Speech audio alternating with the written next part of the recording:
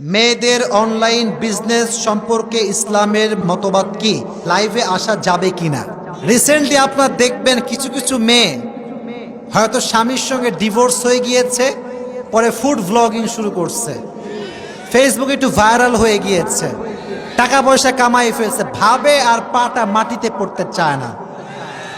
মাথায় রাখবেন, পুরুষও ইনকাম করে, নারীও ইনকাম করে, বাট দুজনের মাঝে একটা পার্থক্য আছে। নারী যখন কামাই করে, নারী ভাবে আমারে আর ধরে কে, আমি তো আজ থেকে হাম কি হনুরে। আর পুরুষ যখন কামাই করে, পুরুষ ভাবে আমার কামাই দিয়ে আমি আমার বউকে সুখী করব। আমি আমার কামাই দিয়ে আমার মাকে দেখবো, আমার বাপকে দেখবো, পরিবারের সমস্ত কষ্ট দুঃখ আমি দূর করব। ঠিক কিনা বলেন? আর এটা I am really sorry to say that, but it's true, it is the reality man. যখন মেয়েরা কামাই শুরু করে, ভাবে যে স্বামী খালি একটা কথা বলে দেখো, কাজ তোরে দেখতেছে কি করতে হয়। যখন স্বামী ঝাড়ি মারবে, ঝাড়ি মারবি না, খবরদার, তুইও কামাস আমিও কামাই করি।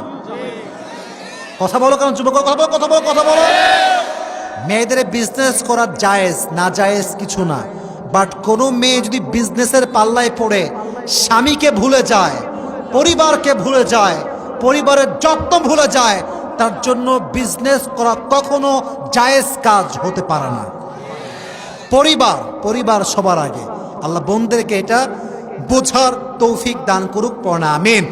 তবে হ্যাঁ যুবক ভাইয়েরা, অনলাইনে মেয়েদের যে বিজনেস মেয়েরা করে, ক্যাটাগরি আছে। অনেকে আবার ইমো ফ্রিল্যান্সিং বিজনেস করে। কথা আসতে বললেন কেন আপনার যুবক ভাইয়েরা? ইমো ফ্রিল্যান্সিং কোন বিজনেস এটা আমি ব্যাখ্যা দিতে চাচ্ছি না, তবে যেই মেয়েরা এইগুলো করে তারা লক্ষ কোটি যুবকের চরিত্রকে নষ্ট করে দেয়। ঠিক কিনা বল? এই বিজনেস যে করবে এটা স্পষ্ট হারাম বিজনেস। 2 নাম্বার কথা, যারা লাইভে আসে, অনেক মেয়ে দেখবেন লাইভে আসে তার ড্রেসের বিজনেস করে। তো যখন ড্রেসগুলো শো করে, এত টাইট ফিটিং ড্রেস মাঝে মাঝে লাইভে পড়ে, দেহের প্রত্যেকটা অঙ্গ প্রত্যঙ্গের ভাঁজ বোঝা যায়।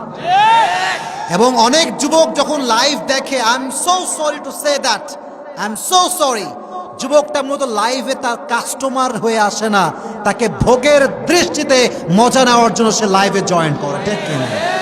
তো আমার বোনকে বলবো, আমার বোন, যেই টাকা কামাই করতে আপনার ইজ্জত বিক্রি করতে হয়, সম্মান বিক্রি করতে হয়, দেহকে বিক্রি করতে হয়, সেই বিজনেসের মুখে আমার লাথি মারি সবাই। ঠিক কিনা বল?